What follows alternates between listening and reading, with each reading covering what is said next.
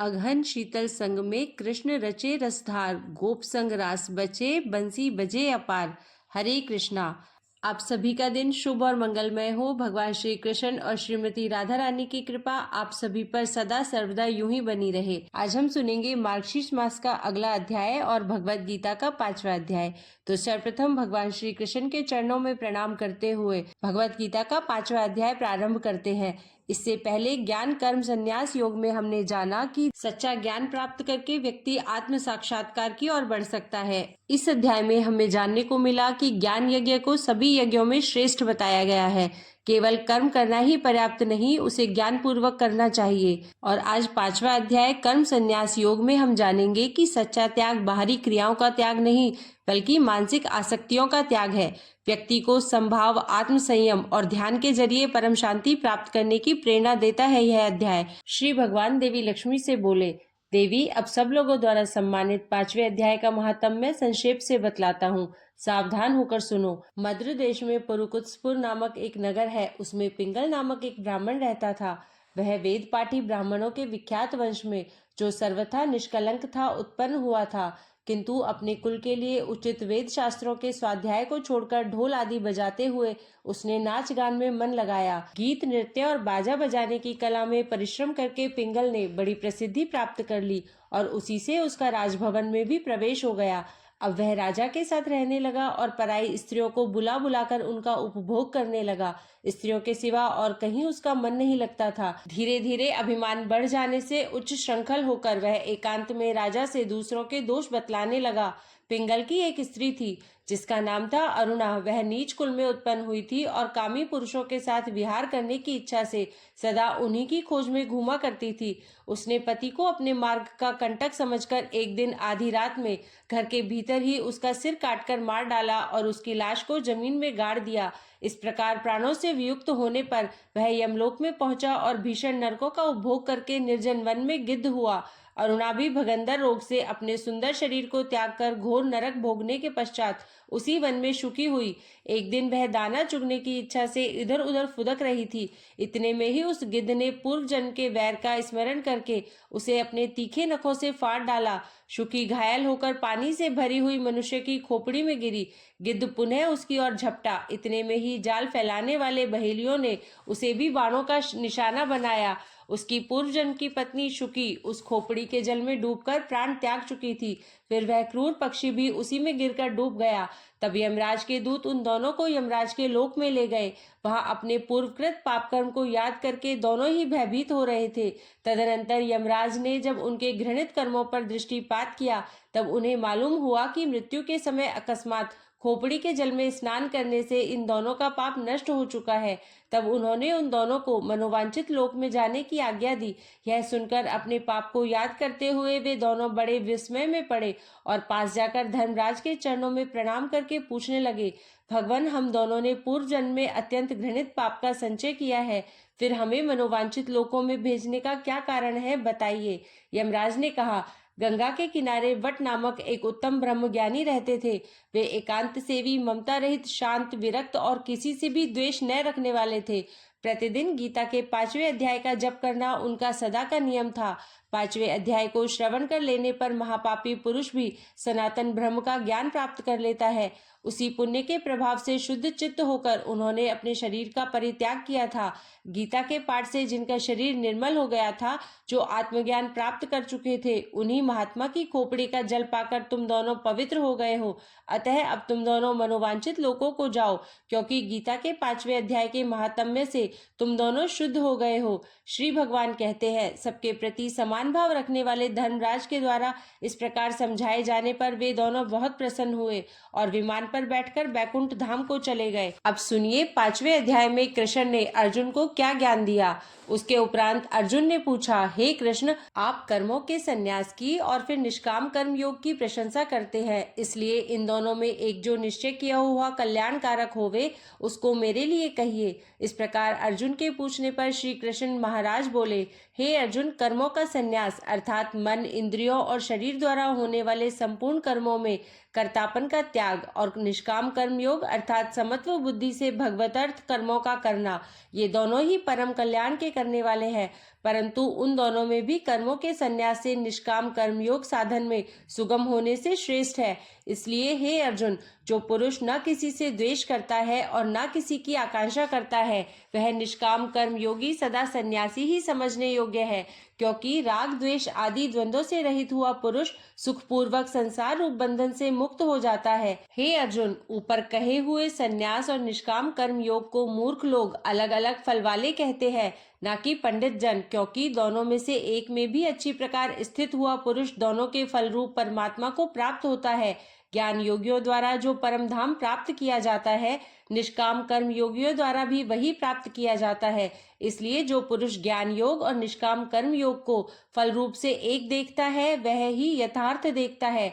परंतु हे अर्जुन, निष्काम कर्म योग के बिना संन्यास अर्थात मन, इंद्रियों और शरीर द्वारा होने वाले संपूर्ण कर्मों में कर्तापन का त्याग प्राप्त होना कठिन है, और भगवत स्वरूप को मनन करने वाला निष्काम कर्म योगी पर ब्रह्म परमात्मा को शीघ्र ही प्राप्त हो जाता है। वश में किया हुआ है शरीर जिसके ऐसा जितेंद्रिय और विशुद्ध अंतःकरण वाला एवं संपूर्ण प्राणियों के आत्मरूप परमात्मा में एक ही भाव हुआ निष्काम कर्म योगी कर्म करता हुआ भी लिपायमान नहीं होता। हे अर्जुन, तत्व को जानने वाला सांख्य योगी तो देखता हुआ, सुनता हुआ, स्पर्श करता हुआ, सूंघता हुआ, भोजन करता हुआ, गमन करता हुआ, सोता हुआ, श्वास लेता हुआ, बोलता हुआ, त्यागता हुआ, ग्रहण करता हुआ तथा आंखों को खोलता और मीचता हुआ भी सब इंद्रियां अपने अपने अर्थों में बरत रही है, इस प्रकार समझता हुआ निसंदेह ऐसे माने कि मैं कुछ भी नहीं करता हूँ। परंतु हे अर्जुन, देह अभिमानियों द्वारा यह साधन होना कठिन है और निष्काम कर्म योग सुगम है, क्योंकि जो पुरुष सब कर्मों को परमात्मा में अर्पण करके और आसक्ति को त्याग कर कर्म करता है, वह पुरुष जल से कमल के पत्ते के सदृश पाप से लिपायमान नहीं होता। इसलिए निष्काम कर्म योगी ममत्व बुद्धि रहित केवल इंद्रिय, मन, बुद्धि और शरीर द्वारा भी आसक्ति को त्याग कर अंतःकरण की शुद्धि के लिए कर्म करते हैं। इसी से निष्काम कर्म योगी कर्मों के फल को परमेश्वर के अर्पण करके भगवत प्राप्ति रूप शांति को प्राप्त होता है, और सकामी पुरुष फल में आसक्त हुआ कामना के द्वारा बंधता है। इसलिए निष्काम कर्म योग उत्तम है। हे अर्जुन, वश में है अंतःकरण जिसके, ऐसा सांख्य योग का आचरण करने वाला पुरुष तो निसंदेह न करता हुआ और न करवाता हुआ 9 द्वारों वाले शरीर रूप घर में सब कर्मों को मन से त्याग कर अर्थात इंद्रियों के अर्थों में बरतती है, ऐसे मानता हुआ आनंद पूर्वक सच्चिदानंद घन परमात्मा के स्वरूप में स्थित रहता है। परमेश्वर भी भूत प्राणियों के न कर्तापन को और न कर्मों को तथा न कर्मों के फल के संयोग को वास्तव में रचता है, किंतु परमात्मा के सकाश से प्रकृति ही बरतती है, अर्थात गुण ही गुणों में बरत रहे हैं। सर्वव्यापी परमात्मा न किसी के पाप कर्म को और न किसी के शुभ कर्म को भी ग्रहण करता है, किंतु माया के द्वारा ज्ञान ढका हुआ है, इससे सब जीव मोहित हो रहे हैं। परंतु जिनका वह अंतःकरण का अज्ञान आत्मज्ञान द्वारा नाश हो गया है, उनका वह ज्ञान सूर्य के सदृश उस सच्चिदानंद घन परमात्मा को प्रकाशता है, अर्थात परमात्मा के स्वरूप को साक्षात कराता है। हे अर्जुन, तद्रूप है बुद्धि जिनकी तथा तद्रूप है मन जिनका, और उस सच्चिदानंद घन परमात्मा में ही है निरंतर एक ही भाव से स्थिति जिनकी, ऐसे तत्परायण पुरुष ज्ञान के द्वारा पाप रहित हुए अपुनरावृत्ति को अर्थात परम गति को प्राप्त होते हैं। ऐसे वे ज्ञानी जन विद्या और विनय युक्त ब्राह्मण में तथा गऊ, हाथी, कुत्ते और चांडाल में भी संभाव से देखने वाले ही होते हैं। इसलिए जिनका मन समत्व भाव में स्थित है, उनके द्वारा इस जीवित अवस्था में ही संपूर्ण संसार जीत लिया गया है, अर्थात वे जीते हुए ही संसार से मुक्त हैं, क्योंकि सच्चिदानंद घन परमात्मा निर्दोष और सम है। इससे वे सच्चिदानंद घन परमात्मा में ही स्थित है। जो पुरुष प्रिय को अर्थात जिसको लोग प्रिय समझते हैं उसको प्राप्त होकर हर्षित नहीं हो, और अप्रिय को अर्थात जिसको लोग अप्रिय समझते हैं उसको प्राप्त होकर उद्वेगवान न हो, ऐसा स्थिर बुद्धि संशय रहित ब्रह्मवेत्ता पुरुष सच्चिदानंद घन परब्रह्म परमात्मा में एक ही भाव से नित्य स्थित है। बाहर के विषयों में अर्थात सांसारिक भोगों में आसक्ति रहित अंतःकरण वाला पुरुष अंतःकरण में जो भगवत ध्यान जनित आनंद है उसको प्राप्त होता है, और वह पुरुष सच्चिदानंद घन परब्रह्म परमात्मा रूप योग में एक ही भाव से स्थित हुआ अक्षय आनंद को अनुभव करता है।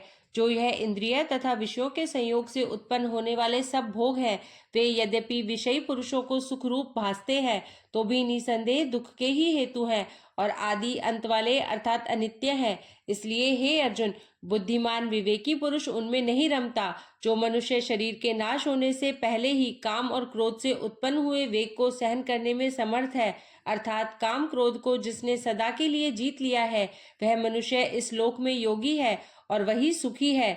जो पुरुष निश्चय करके अंतरात्मा में ही सुख वाला है और आत्मा में ही आराम वाला है तथा जो आत्मा में ही ज्ञान वाला है, ऐसा वह सच्चिदानंद घन परब्रह्म परमात्मा के साथ एक ही भाव हुआ सांख्य योगी शांत ब्रह्म को प्राप्त होता है। नाश हो गए हैं सब पाप जिनके, तथा ज्ञान करके निवृत्त हो गया है संशय जिनका, और संपूर्ण भूत प्राणियों के हित में है रति जिनकी, एकाग्र हुआ है भगवान के ध्यान में चित्त जिनका, ऐसे ब्रह्मवेत्ता पुरुष शांत परब्रह्म को प्राप्त होते हैं। काम क्रोध से रहित जीते हुए चित्त वाले परब्रह्म परमात्मा का साक्षात्कार किए हुए ज्ञानी पुरुषों के लिए सब ओर से शांत परब्रह्म परमात्मा ही प्राप्त है। हे अर्जुन, बाहर के विषय भोगों को न चिंतन करता हुआ बाहर ही त्याग कर और नेत्रों की दृष्टि को भ्रकुटी के बीच में स्थित करके तथा नासिका में विचरने वाले प्राण और अपान वायु को सम करके जीती हुई है इंद्रिया मन और बुद्धि जिसकी, ऐसा जो मोक्ष परायण मुनि इच्छा भय और क्रोध से रहित है, वह सदा मुक्त ही है। और हे अर्जुन, मेरा भक्त मेरे को यज्ञ और तपों का भोगने वाला और संपूर्ण लोकों के ईश्वरों का भी ईश्वर तथा संपूर्ण भूत प्राणियों का सुहृद अर्थात स्वार्थ रहित प्रेमी, ऐसा तत्व से जानकर शांति को प्राप्त होता है और सच्चिदानंद घन परिपूर्ण शांत ब्रह्म के सिवा उसकी दृष्टि में और कुछ भी नहीं रहता, केवल वासुदेव ही वासुदेव रह जाता है। इस प्रकार 5वां अध्याय कर्म संन्यास योग हमें यह सिखाता है कि केवल कर्म का त्याग करना समाधान नहीं है। सच्चा संन्यास वह है जहाँ व्यक्ति अपने सभी कर्मों को निष्काम भाव से ईश्वर को अर्पित कर देता है। ज्ञान भक्ति और कर्म योग का सामंजस्य ही मोक्ष का मार्ग है। यह अध्याय जीवन में समानता संयम और शांति की महत्वता को स्पष्ट करता है। अब सुनिए अगहन मास का आज का अध्याय। कल के अध्याय में हमने कृष्ण जन्म के बारे में सुना, आज हम सुनेंगे उसके आगे का अध्याय। सूत जी बोले, हे मुनिवरों, अब मैं आपको कृष्ण की बाल लीलाएं बतलाता हूँ। वृष्णि वंश में जन्म लेकर भगवान विष्णु ने बाल रूप कृष्ण बनकर क्या किया, वह सब आप सुने। सूत जी के इस कथन पर संपूर्ण उपस्थित मुनिगण प्रसन्न हो गए।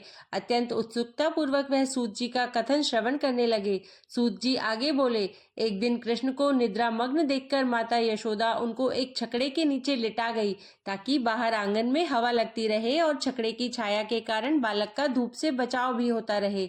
वह यमुना स्नान के लिए चली गई। वहां उनका मन न लगा। वह तत्काल स्नान करके वापस आ गई। जैसे ही वह वापस आई, देखा कि छकड़ा उल्टा पड़ा हुआ है, उसका प्रत्येक भाग टूटा पड़ा है, पहिया अलग जुआ अलग। वह घबराकर दौड़ी। हाय हाय मेरा लल्ला, उनको भय लगा, शायद किसी कारणवश छकड़ा उलट गया है, उनका लाल उसमें दब गया होगा। मुनिवरों, माता यशोदा के प्राण कंठ में आ गए, दौड़कर भंग हो गए, छकड़े के पास आई, हठात अपने लाल को उसी प्रकार निद्रा मग्न देखकर लपककर उठा लिया और छाती से लगा लिया। उनकी आंखों से प्रसन्नता के कारण अश्रुधार फूट पड़े। वह अपना भाग्य सराहने लगी। अगर बालक को कुछ हो जाता तो उनको गोपराज नंद का कोप भाजन बनना पड़ता, लापरवाही का फल भोगना पड़ता। वह बालक को इस प्रकार छकड़े के नीचे अकेला सुलाकर यमुना स्नान के लिए क्यों गई? वह पश्चाताप करने लगी। कितनी बड़ी भूल कर दी है उन्होंने, ऐसा उनको न करना था। बालक को कुछ हो गया होता तो अभी वह अपने को संभाल भी न पाई थी कि काशाय वस्त्रधारी नंद आ गए। छकड़े की दशा देखकर चौंक गए। पूछा, अरे छकड़ा इस प्रकार टुकड़े टुकड़े होकर कैसे पड़ा है? यशोदा के पास इस जिज्ञासा का कोई उत्तर न था। गोपराज नंद यशोदा की गोद में बालक को स्तनपान करते देखकर आश्वस्त हो गए कि बालक सुरक्षित है। नंद ने अपना प्रश्न फिर किया। तब यशोदा ने सच सच उनको सब बतला दिया। मैं लौटकर आई तो छकड़ा इसी प्रकार पड़ा था। बालक मैंने उठा लिया। मैं नहीं जानती कैसे टूटा। यह वार्तालाप हो ही रही थी कि कुछ गोप बालक खेलते हुए वहां आ गए। दोनों का वार्तालाप सुनकर वह बोले, अरे इसने खुद लात मारी थी छकड़े में, हम सब तो देख रहे थे। छकड़ा हवा में उड़ गया, नीचे गिरा तो चूर चूर हो गया, इसी ने किया है। वह सब बालक को ही दोषी ठहराने लगे। गोप बालकों की बात सुनकर नंद और यशोदा चकित रह गए। उनको गोप बालकों की बात पर विश्वास ही नहीं हो रहा था।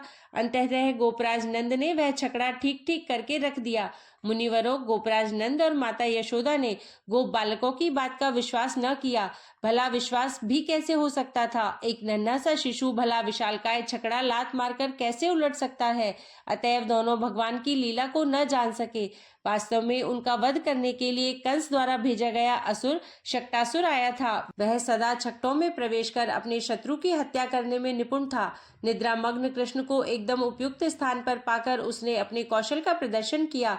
वह तत्काल छकड़े में प्रवेश कर गया। वह टूटकर कृष्ण के ऊपर गिरकर उसके प्राण हरण करने वाला था कि कृष्ण ने अपना पैर मारकर उसको उछाल दिया। वह जब धरती पर गिरा तो चूर चूर हो गया। शक्टासुर की हड्डी पसली बराबर हो गई। हे मुनिवरों, भगवान कृष्ण के हाथों उसके जीवन का अंत होने के कारण यमराज ससम्मान उसको स्वर्ग ले गए। उसे मोक्ष पद प्राप्त हो गया।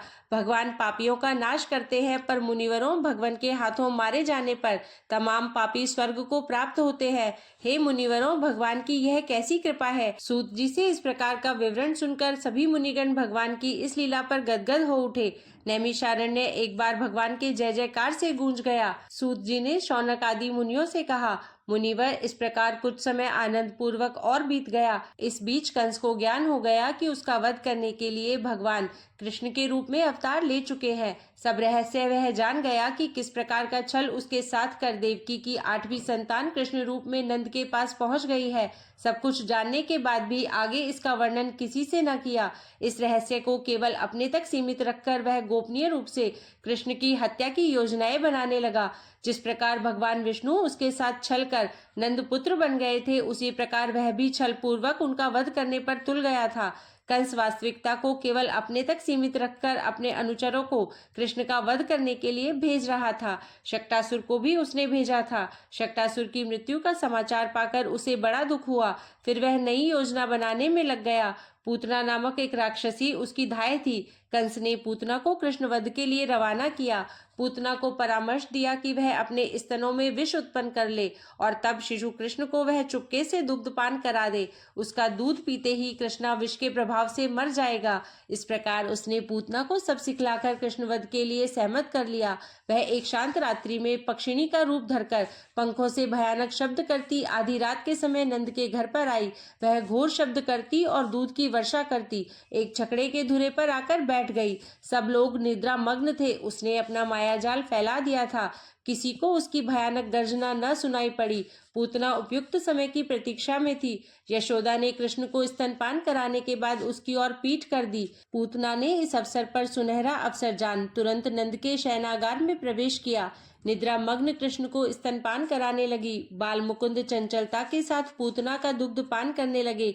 पूतना अत्यंत प्रसन्न हो गई। उसे इस बात का पूरा विश्वास हो गया कि वह अपने कार्य में सफल हो गई है। मुनिवरों, बड़े प्रेम पूर्वक वह भगवान कृष्ण को दूध पिला रही थी और हर क्षण उनकी मृत्यु की प्रतीक्षा कर रही थी। भगवान कृष्ण भी उसका स्तन छोड़ने का नाम ही नहीं ले रहे थे। यकायक पूतना छटपटाने लगी। अत्यंत द्रुत वेग से भगवान श्री कृष्ण ने उसके स्तन का सारा दूध पीना शुरू कर दिया। देखते देखते दूध समाप्त हो गया। तब भगवान कृष्ण उसके प्राण पीने लगे। अपने प्राणों को खिंचते देख पूतना बेतरह छटपटाने लगी। उसने अपनी पूरी शक्ति लगाकर अपने प्राणों को रोकने का प्रयास किया, पर वह समर्थ ना हो सकी। अचानक भगवान कृष्ण ने एक झटके के साथ उसके प्राण खींच लिए। तब पूतना घोर चित्कार कर पृथ्वी पर लौट गई। उसके प्राण भगवान कृष्ण ने पी लिए। पूतना के इस चित्कार के कारण घबराकर सबकी नींद टूटी। नंद, अन्य गोप गोपियां और यशोदा हड़बड़ाकर उठ गई। सामने वज्र से फटे पर्वत के समान पूतना के शरीर को देखकर आश्चर्य से भर गए। वह कंस की धाय है, उसे इस रूप में न पहचान सके। इसका कारण यह था कि पूतना अपने वास्तविक रूप में उनके सामने मरी पड़ी थी। उसके स्तन भी कटे थे। उसका विकराल रूप देखकर सभी भयभीत हो गए। पास पड़ोस के गोप आदि भी चित्कार सुनकर आ गए। पूतना को देखकर आश्चर्य के साथ सभी नंद को घेरकर खड़े हो गए। पूछने लगे, यह कौन है? यहाँ आकर कैसे मरी पड़ी है? किसी के पास इसका उत्तर न था। सब एक दूसरे का मुंह ताकते रह गए। फिर सबने पूतना का शव ठिकाने लगाया। आश्चर्य करते करते सब लौट गए। मुनिवरों, तब एकांत में गोपराज नंद ने यशोदा से पूछा, यह सब कैसे हुआ? इस पर यशोदा ने विस्मय के साथ कहा, उसको इस संबंध में कुछ पता नहीं है। जब चित्कार हुआ तो उसकी भी नींद टूट गई। उसने भी बहुत आश्चर्य प्रकट किया। मन ही मन यह करामात उनको कंस की लगी। उसका ही षड्यंत्र मालूम पड़ा। क्या पता अब वह गोपराज नंद के पीछे पड़ गया हो। अब शायद गोपराज नंद के पुत्रों को भी वह वसुदेव के पुत्रों के समान समाप्त कर देना चाहता है। गोपराज नंद ने यशोदा को सावधानी बरतने का परामर्श किया।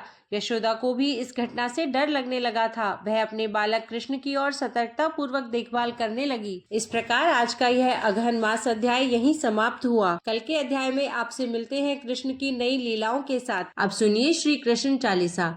बंशी शोभित कर मधुर, नील जलद तन श्याम, अरुणधर जनु बिंब फल, नयन कमल अभिराम, पूर्ण इंद्र अरविंद मुख, पीतांबर शुभ साज, जय मनमोहन मदन छवि, कृष्ण चंद्र महाराज, जय यदुनंदन जय जगवंदन, जय वसुदेव देव की नंदन, जय यशोदा सुत नंद दुलारे, जय प्रभु भक्तन के दृग तारे, जय नट नागर नाग नथैया, कृष्ण कन्हैया धेनु चरैया, पुनि नख पर प्रभु गिरवर धारो, आओ दीनन कष्ट निवारो, वंशी मधुर अधर तरि तेरो, होवे पूर्ण विनय यह मेरो, आओ हरि पुनि माखन चाखो, आज लाज भारत की राखो, गोल कपोल चिबुक अरुणारे, मृदु मुस्कान मोहिनी डारे, राजित राजीव नयन विशाला, मोर मुकुट वैजंती माला,